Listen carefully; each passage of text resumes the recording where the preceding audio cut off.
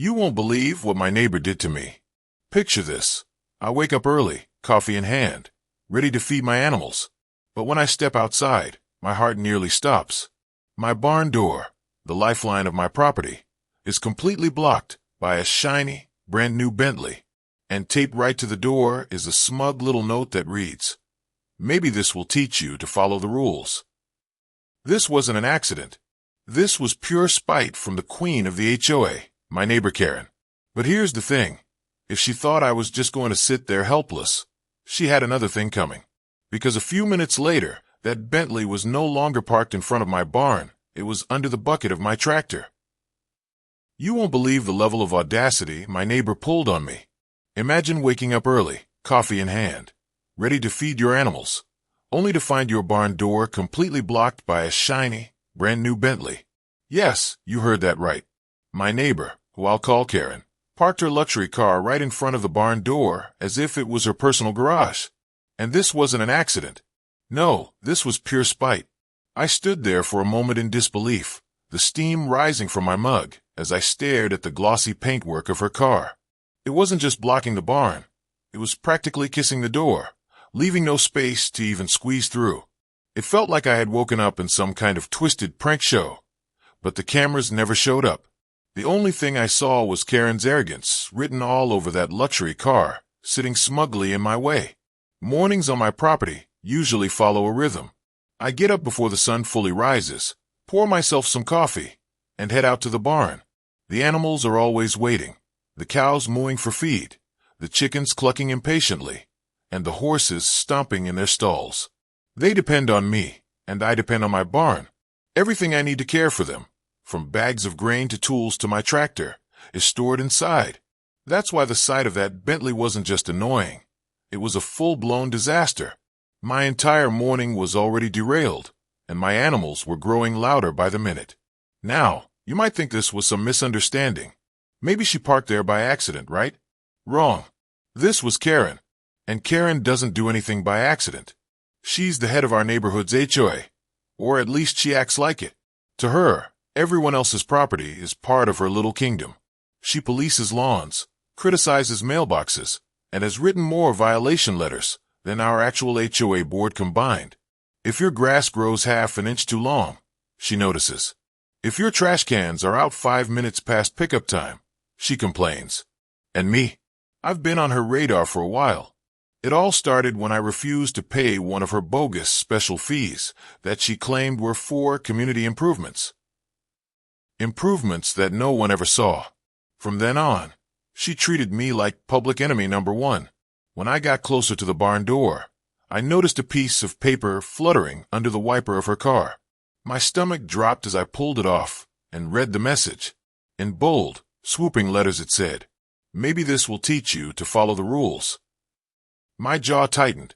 She wasn't even trying to hide her intentions. She had blocked my barn on purpose to send a message. To her, this was some power move, a way to show me that she was in control. I tried the calm approach first. I walked up to her front door and knocked. No answer. I knocked again, harder. Still nothing. I dialed her number, straight to voicemail. Of course she wasn't home. She had planned this perfectly. Parked her car, left a note, and disappeared. By this time, my animals were restless. The chickens scratched at the dirt, the horses neighed louder, and the cows were starting their chorus of complaints. Every minute wasted made me more frustrated. I wasn't just annoyed anymore, I was furious. The Bentley seemed to sit there smugly, its polished chrome grille gleaming in the morning light, as if mocking me. I clenched the note in my fist, feeling heat rise in my chest. This wasn't just about the car. This was about her constant need to control everyone. I paced around for a few minutes, considering my options. I could wait until she got home, but who knew how long that would be? I could call the police, but I already knew how Karen worked. She'd twist the story to make herself the victim. And then my eyes landed on the barn side door. It was narrow, meant only for walking through, but it gave me access to what really mattered, my tractor. That's when the idea hit me. If she wanted to block my barn with her car, fine. But I had something much bigger, stronger, and louder than her Bentley. I pulled the side door open, slid inside, and climbed up into the tractor seat. The moment I turned the key, the engine roared to life, shaking the barn walls. The sound alone gave me a surge of power. Slowly, I drove it forward until the front bucket hovered just inches from the Bentley's rear bumper. For a split second, I hesitated. This was a $200,000 luxury car. But then I remembered the note, the smug handwriting, the smirk I could practically see on Karen's face. That hesitation vanished. With one firm push, the tractor's bucket touched the Bentley and began to lift. The car's alarm screamed into the morning air, lights flashing wildly, but I didn't stop.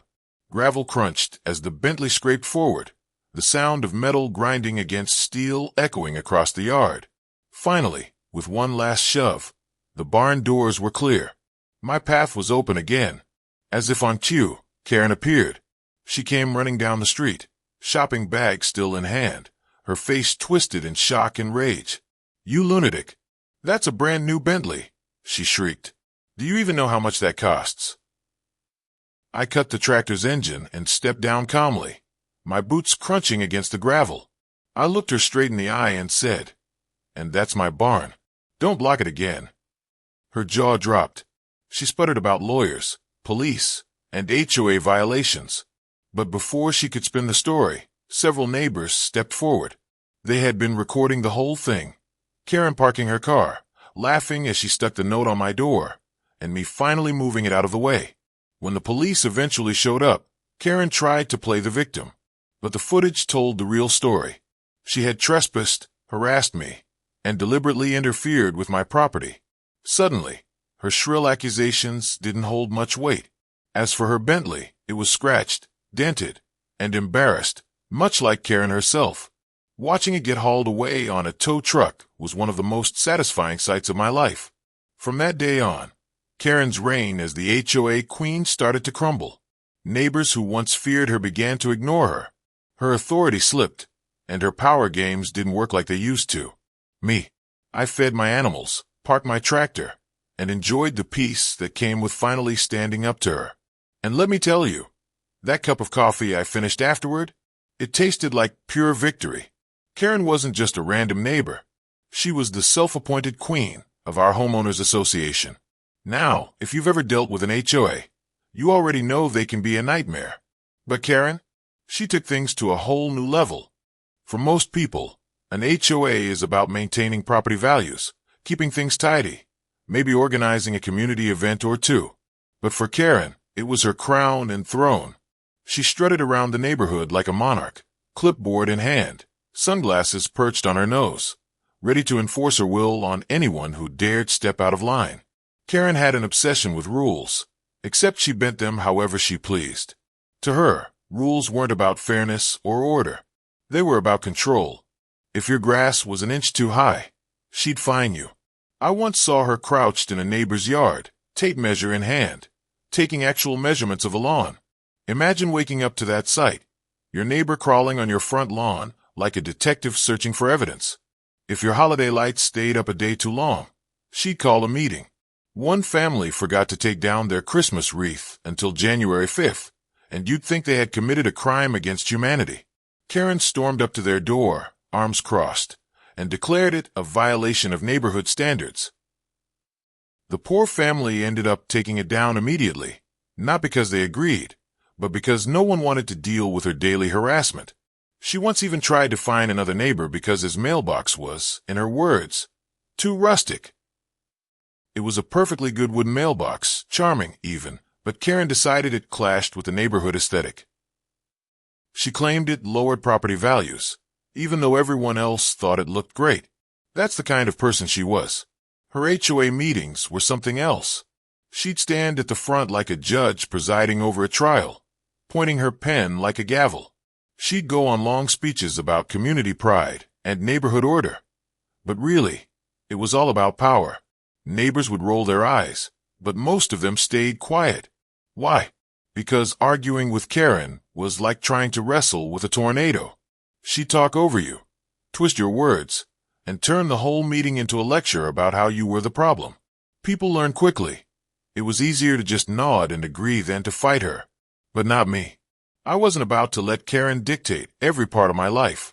The trouble between us started over something small, like it usually does. She demanded I pay a so-called maintenance fee for a community park. Now, this park was nothing more than a patch of grass with a bench and a broken swing set. It hadn't been maintained in years. The grass was brown, the bench was rotting, and the swing set looked like it might collapse if a kid so much as touched it.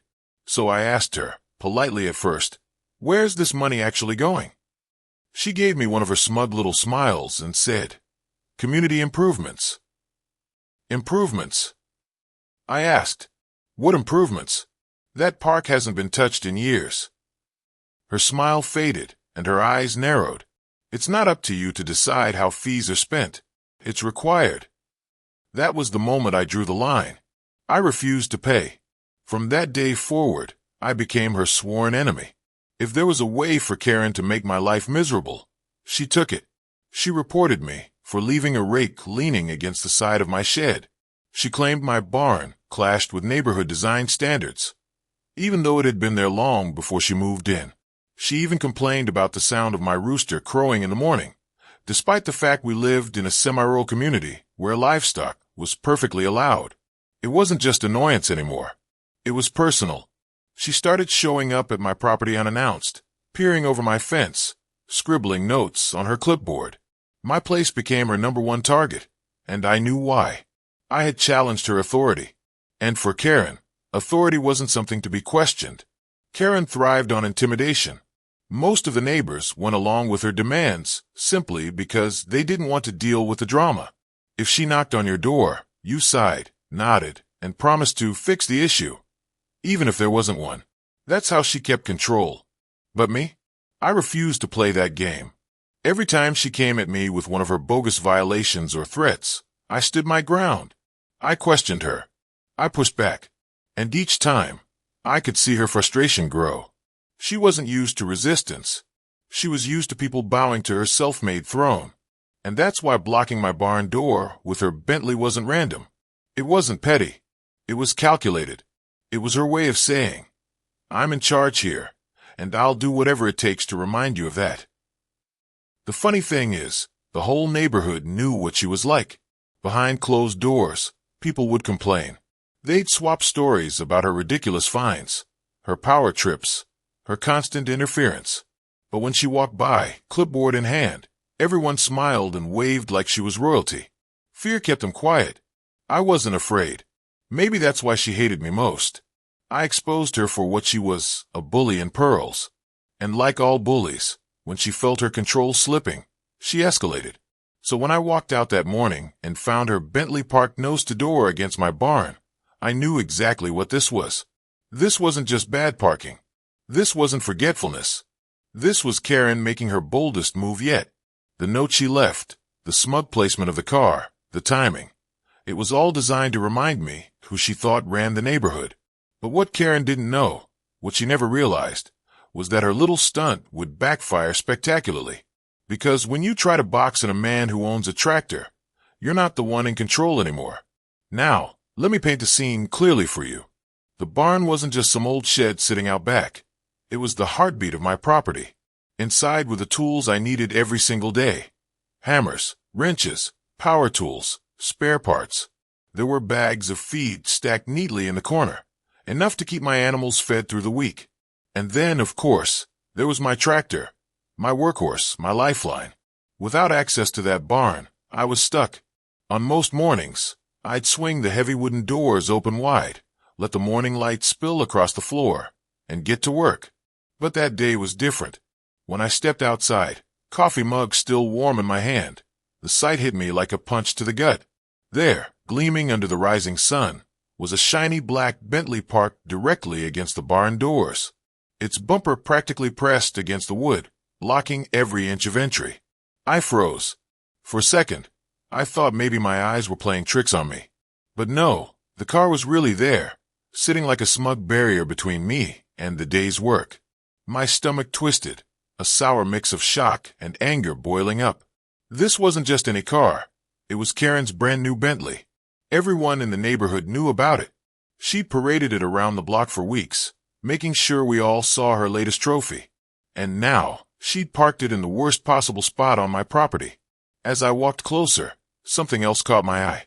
A piece of paper was taped to the barn door, fluttering slightly in the cool morning breeze. My heart sank before I even read it. In big, loopy handwriting, the words stared back at me. Maybe this will teach you to follow the rules. I clenched the paper in my fist, feeling my blood pressure spike. She had done this on purpose. This wasn't forgetfulness. This wasn't a parking mistake. This was a message, a challenge, a taunt. Karen knew exactly how important that barn was to me. She knew the animals depended on the supplies inside, and that my tractor was essential to my daily routine. Blocking it wasn't just inconvenient, it was sabotage. I looked at the barn doors again, then back at the Bentley. The car's glossy black paint reflected the morning sun, its chrome trim flashing like a smirk. I felt trapped in my own yard, boxed in by a neighbor who thought her new luxury toy gave her the right to trample over my life. My animals were already restless. The chickens were clucking, wings flapping as they scratched at the dirt. The cows were bawling, loud and impatient. My horses pawed at the ground, neighing in frustration. Every sound drilled into me, reminding me that I couldn't get to their feed until that car was gone. I knew Karen too well. She'd probably parked the Bentley here with a grin on her face, imagining me standing helpless, coffee in hand, fuming at her brilliance. She'd probably even rehearsed her lines in the mirror. Maybe next time you'll think twice about ignoring the HOA's rules. She lived for these moments, for flexing her self-appointed power. And now, she'd turned my barn, the core of my property, into her stage. The note in my hand crinkled as I squeezed it tighter. It wasn't just paper. It was proof of her arrogance. For a moment, I just stood there, the morning air heavy with silence except for the distant chirp of birds and the rising clamor of hungry animals. My heart pounded, my jaw clenched, and I could feel the heat creeping up my neck. I tried to breathe, tried to think rationally. Maybe I could wait until she got home. Maybe I could call a tow truck. But deep down, I knew Karen. This wasn't an accident she'd correct quickly. This was her plan. She'd probably be gone all day, shopping or bragging to her friends, while I stewed here, stuck and powerless. That's what she wanted, to see me powerless. The barn wasn't just storage, it represented independence. Every project I'd ever built, every repair I'd ever done, every animal I cared for started and ended at that barn. It was a place of work, of responsibility, of pride. And now, a Bentley sat in front of it like a blockade, like a velvet rope I wasn't allowed to cross. Karen's message was clear. Her car, her rules, her neighborhood. But she had underestimated me. She thought parking her car would trap me. What she didn't realize was that trapping me only lit a fire I could no longer ignore. As I stood there, trying to keep my temper in check, I noticed curtains twitching in nearby houses. Neighbors were peeking out, watching the show. They'd seen her park the car there earlier. Some probably laughed at the boldness of it. Others shook their heads, silently thankful it wasn't them on the receiving end. I knew what they were thinking. What's he going to do? Karen had turned this into more than just a blockade. It was a spectacle, a performance for the whole neighborhood. And she expected me to play my part as the frustrated victim. But I wasn't going to give her that satisfaction. Not this time. I felt the anger boiling, bubbling like water in a kettle about to whistle. My animals needed me. My day was wasting away. And all because Karen thought her new toy gave her the right to mock me. I stared at the Bentley one last time, my reflection distorted in its polished paint. My pulse quickened, but my decision hardened. If Karen wanted to make a statement, then I would make one too. Louder, stronger, and unforgettable. The note slipped from my hand, carried off by the wind across the gravel. My eyes shifted to the barn side door. It was narrow, meant only for people, not machines. But behind that door sat the one thing Karen hadn't accounted for, my tractor. A slow grin crept across my face. She thought she had me cornered. But the truth was, she had just given me the perfect excuse to use the very thing she feared most. A piece of machinery that didn't care one bit about shiny paint or polished chrome. And in that moment, my anger transformed into something else. Determination. Karen's blockade wasn't the end of my morning. It was the beginning of her downfall. I tried to be reasonable at first. I wasn't some hothead looking for a fight. I told myself, take a breath. Handle this like an adult.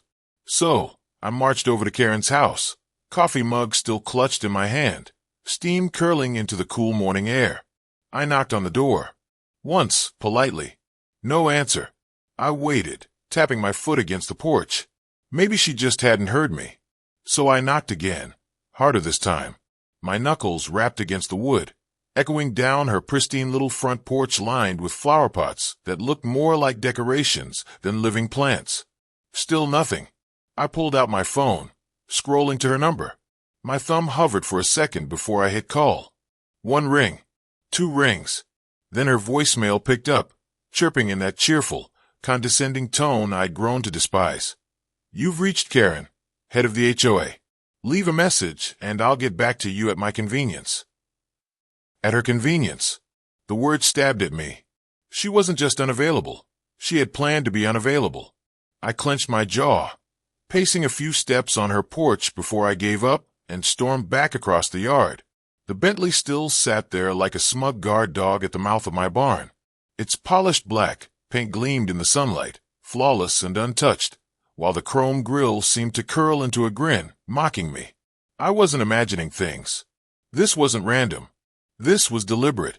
For confirmation, I asked another neighbor across the street, who happened to be tending to his roses. Hey, you seen Karen around? I called out, trying to keep my voice casual. He shrugged. Oh, she mentioned going shopping this morning. Shopping?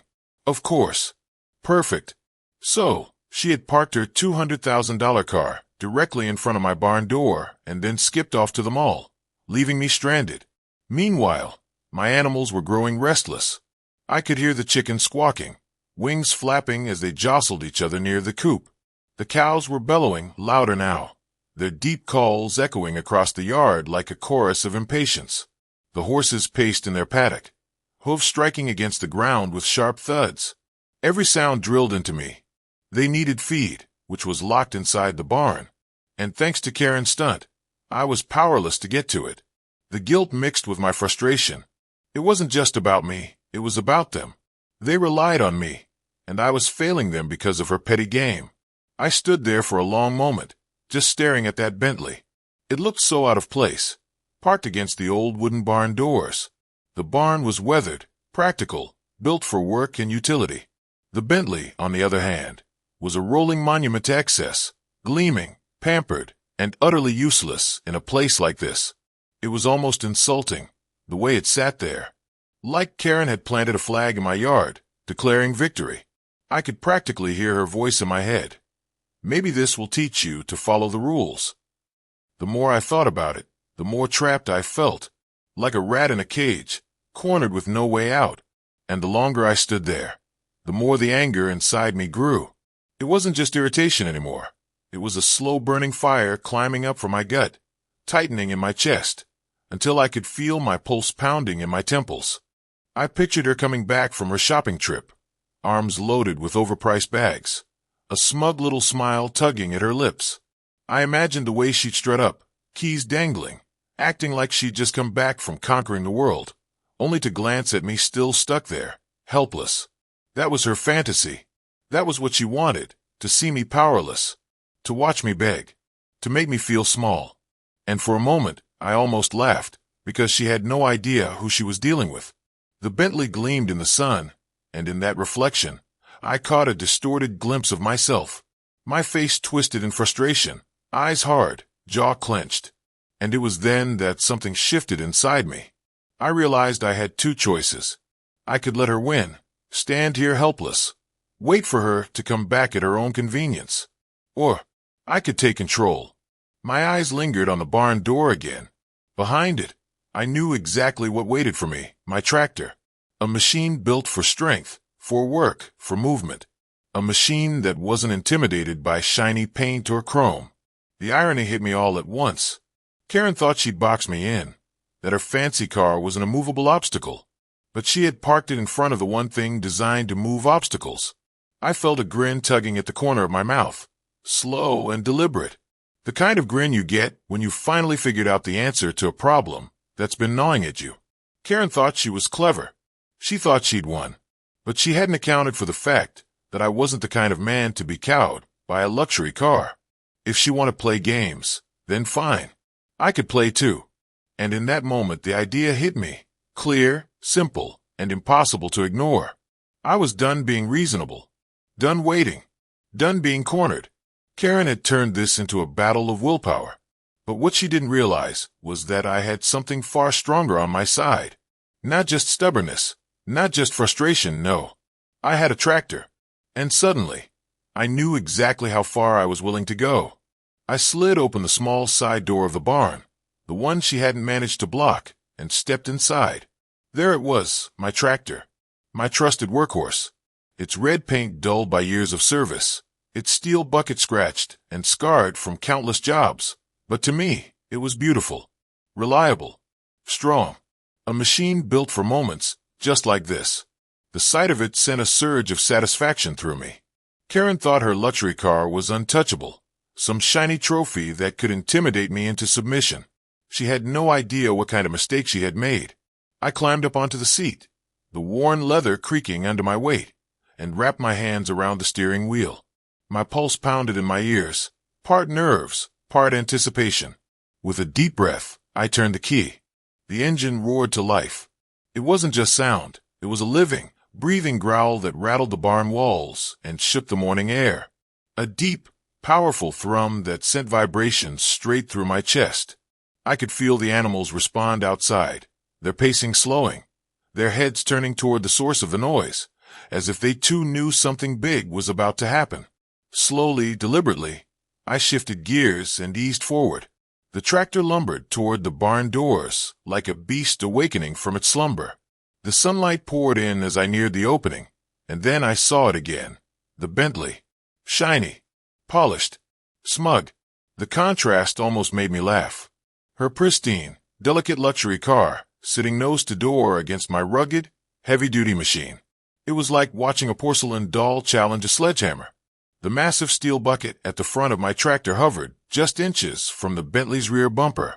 I stopped there, my hands gripping the wheel, so tight my knuckles turned white. And I hesitated. Was I really about to do this? The rational part of my brain screamed at me to stop. This is insane. This is destruction of property. This could turn into a lawsuit. But then, like a flash, the memory of that note came back, taped to my barn door, fluttering in the breeze. Her smug handwriting. Maybe this will teach you to follow the rules. That was all I needed. The hesitation vanished. With one steady push, I pressed the bucket against the Bentley. The car reacted instantly. The alarm blared to life with a piercing wail, its lights flashing wildly like a panicked animal caught in a trap. The horn honked in stuttering bursts, frantic and desperate, but I didn't stop. The tractor's strength dwarfed the car's resistance. With a low growl, the machine lifted the rear of the Bentley clean off the ground. I could feel the weight shift under me, the front tires of the car dangling helplessly as if it were nothing more than a toy. Gravel crunched beneath the tractor's massive wheels as I pushed forward. The Bentley groaned in protest, metal creaking, tires squealing against the ground. The alarm's shriek mixed with the roar of the engine, creating a chaotic symphony that echoed across the yard. Bit by bit, the tractor shoved the Bentley forward. The barn doors, which had been pinned shut by its nose, began to strain. The wood flexed, hinges rattling. And then, with one final push, they swung wide open. Sunlight streamed in, illuminating the inside of the barn. Freedom. I kept pushing, shoving that car like it was nothing more than an obstacle in my path. The sound was deafening. The grind of metal, the crunch of gravel, the wail of the alarm. But under it all, I felt something else too. Satisfaction. Pure, unfiltered satisfaction. This wasn't just about opening my barn. This was about reclaiming my space. About proving that no matter how much money she had, no matter how smug she thought she was, she couldn't box me in. By now, the whole scene had drawn attention. I noticed movement out of the corner of my eye, neighbors peeking from behind curtains. One man standing frozen in his yard with a rake in his hand, mouth hanging open. A kid rode up on his bike and stopped at the edge of the driveway, eyes wide like he was watching a demolition derby. Even the animals seemed transfixed. The chickens had gone quiet, clustered near the fence. The cows mooed low and steady, as if cheering me on. The horses stood still, ears pricked, watching the show. The noise was so overwhelming it was almost comical. Bentley alarm screaming, tractor engine roaring, gravel crunching, metal scraping. And through it all, I kept pushing, steady and unrelenting. There was a brief moment, just a flicker, when I thought about stopping. When I realized just how much damage I was doing to that car. The rear bumper was already dented, chrome scratched, and the tires were half spinning, half dragging against the ground. But then I thought about every smug word Karen had ever thrown at me. Every bogus fine. Every visit with that clipboard in hand. Every time she tried to make me feel powerless. And suddenly, stopping wasn't an option anymore. This wasn't vandalism. This was justice. I angled the bucket slightly and gave one last, determined push. The Bentley skidded forward several more feet, its alarm blaring louder than ever, before I finally pulled back on the controls. The car now sat crooked in the gravel, scraped and scratched, the once perfect polish marred by streaks of dirt and dents. The barn doors, wide open and swinging gently in the breeze, stood as proof of my victory. I killed the engine, and silence fell, well, almost. The Bentley's alarm was still screaming, echoing across the neighborhood, but compared to the roar of the tractor, it sounded pitiful. Weak. I climbed down from the seat, my boots crunching against the gravel.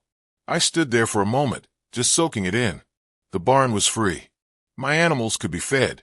And Karen's precious Bentley? Well, it had just learned a very expensive lesson. It was loud. It was chaotic. It was messy. But in that moment, it was absolutely glorious. I hadn't just moved a car. I'd sent a message. One Karen would never forget. And as the neighbors whispered from their porches, and the alarm wailed into the morning sky, I couldn't help but smile. Because for the first time in a long time, I wasn't the one cornered. Karen was. And then, right on cue, Karen appeared. I spotted her sprinting down the street, her designer heels clacking against the pavement, shopping bags flapping wildly in her arms like broken wings.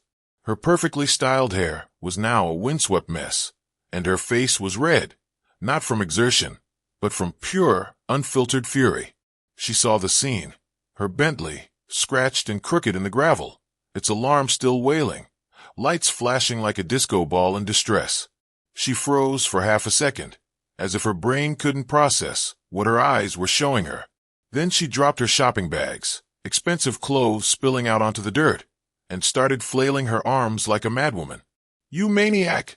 she shrieked, her voice cracking under the strain. "What have you done? That's a brand new Bentley. Do you even know how much that costs?" I calmly reached down, twisted the key, and shut off the tractor. The engine's growl faded, leaving only the sound of the Bentley's alarm and Karen's hysterical screeching. I climbed down, boots crunching on gravel, and walked right up to her. For a moment, the whole neighborhood seemed to hold its breath. I looked her straight in the eye. "Do you know how much it costs when you block my barn and starve my animals?" I asked. My voice was steady, low, calm, the exact opposite of her shrill chaos. Her face twisted in rage, her mouth opening and closing like a fish out of water before she finally screamed, "This is destruction of property. You criminal. You'll pay for this." She yanked her phone from her designer purse and started jabbing at the screen with her manicured nails. "I'm calling the police. And my lawyer. And the HOA board. You're finished. Do you hear me? Finished." Her words spilled out in a frantic torrent, each threat louder than the last, like sheer volume would make them more believable. She turned in circles as she shouted, pointing wildly at the car, at me, at the tractor, at the sky, anywhere she thought someone might be listening. "You'll lose your property. I'll sue you for everything you own. You'll never work in this town again," she wailed, as if we were living in some courtroom drama instead of a quiet neighborhood. But here's where it gets good, because while Karen was losing her mind in the middle of the street, she failed to notice something important. She wasn't the only one with eyes on the situation. Several of my neighbors had been watching the entire ordeal from the start. A few stood on porches, others leaned on fences, and one teenager had climbed onto the hood of his dad's truck just for a better view. And then, like a curtain pulling back on a stage, the truth came out. One neighbor, a quiet man named Bill who rarely spoke during HOA meetings, stepped forward holding up his phone. "Karen," he said, his voice carrying across the street. "We saw what you did." Karen froze, phone still clutched in her hand. "What are you talking about?" she snapped. Bill tapped his screen. A video began to play, loud enough for everyone to hear.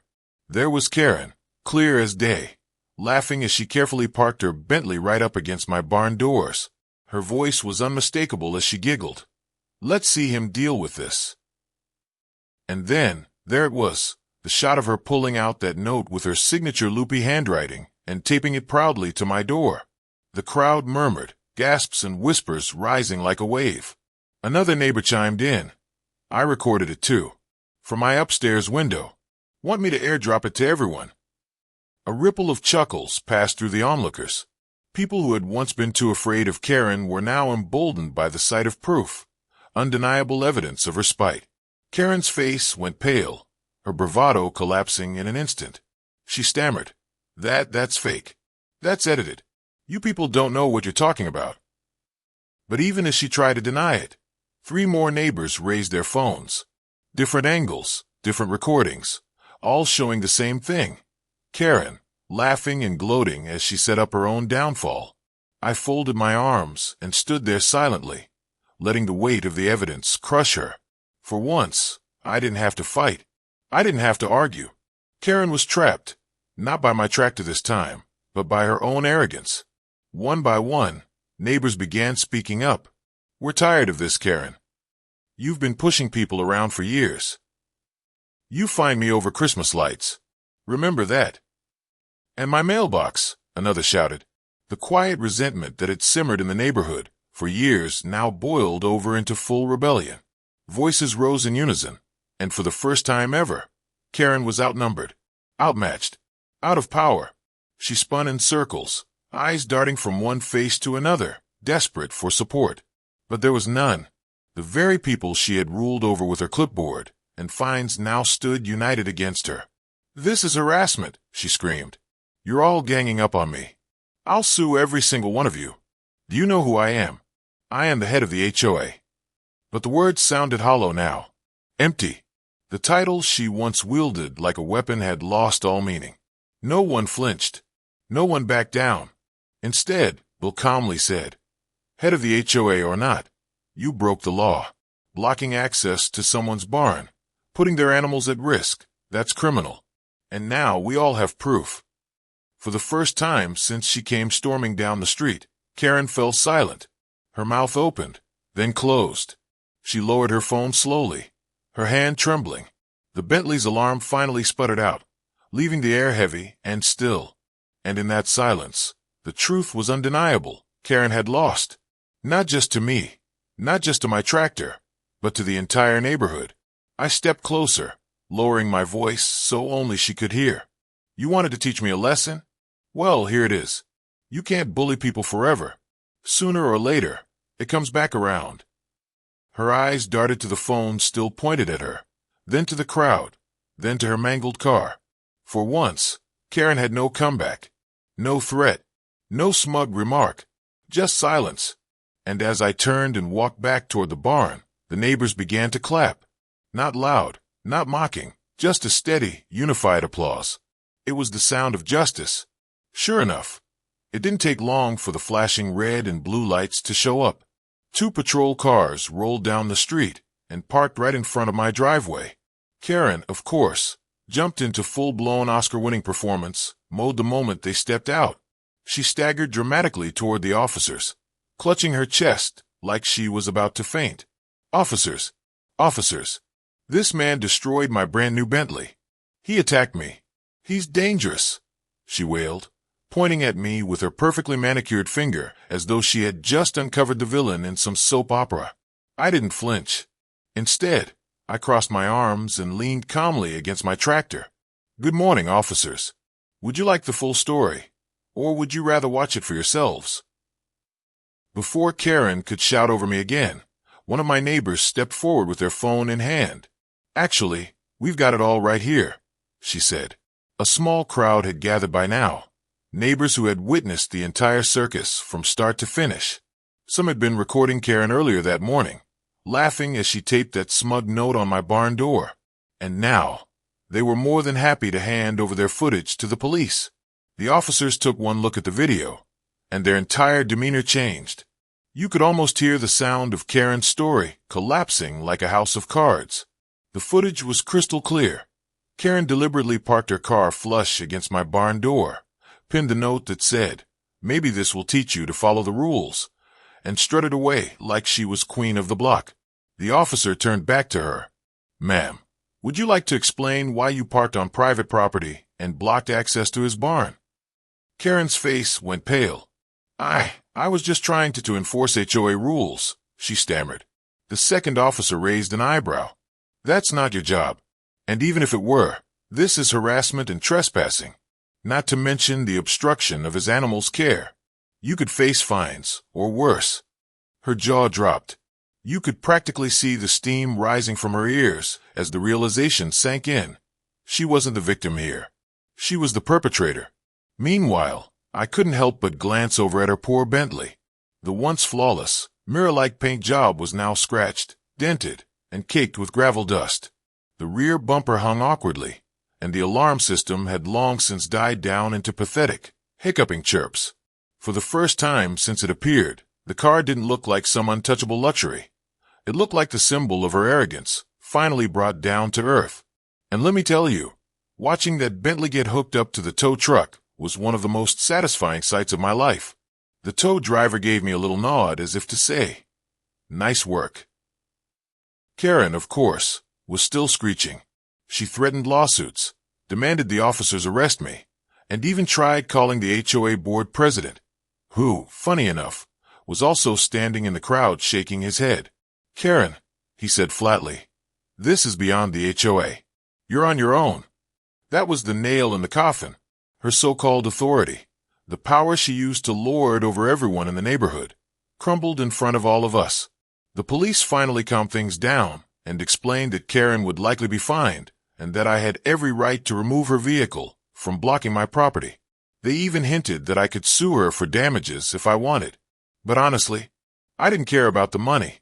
The victory was already mine. The next morning, the whispers started.